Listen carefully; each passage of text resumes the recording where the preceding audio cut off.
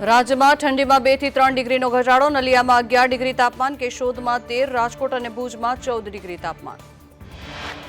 આજથી દિલ્હીમાં વધશે ઠંડી, ગાઢ ધુમ્મસને કારણે 271 ફ્લાઇટ્સ પ્રભાવિત, ટ્રેન્સ કલાકો લેટ થઈ, આવતીકાલથી વરસાદની પણ આગાહી.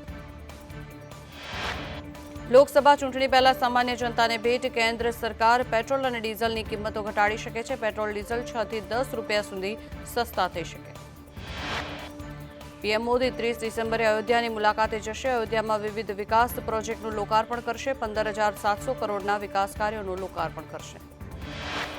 રામલલા પ્રાણ પ્રતિષ્ઠાના કાર્યક્રમની રૂપરેખા. રામ મંદિરમાં 16 જાન્યુઆરીથી ધાર્મિક વિધિ અનુષ્ઠાનની શરૂઆત થશે. 18મીએ વાસ્તુપૂજન, 21મીએ રામલલાની પ્રતિમાને સ્નાન.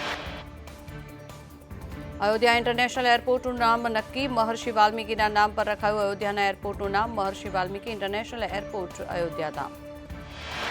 નાગપુરથી દિલ્હી આવી રહેલી કોંગ્રેસના સાંસદ રાહુલ ગાંધીને ફ્લાઇટ જયપુર ડાયવર્ટ કરવી પડી. ભારે ધુમ્મસના કારણે થઈને ફ્લાઇટ કરવી પડી ડાયવર્ટ.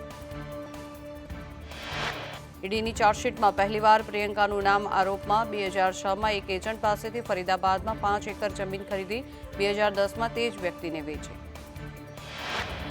અમરેલીમાં સરકારી અનાજની ગેરકાયદેસર હેરાફેરી. દામનગરમાંથી સસ્તા અનાજનો મસમોટો જથ્થો જપ્ત, ટ્રકમાંથી અનાજ ઉતારતી વખતે મામલતદારના દરોડા.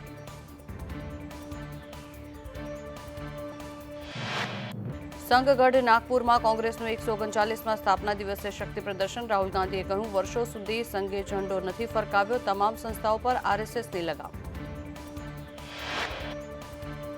મુંબઈ હુમલાના માસ્ટરમાઇન્ડ આતંકી હાફિઝ ભારત લાવવામાં આવશે. ભારત સરકારે પાકિસ્તાની વિદેશ મંત્રાલયને કહ્યું, હાફિઝ સઈદને આપી દો.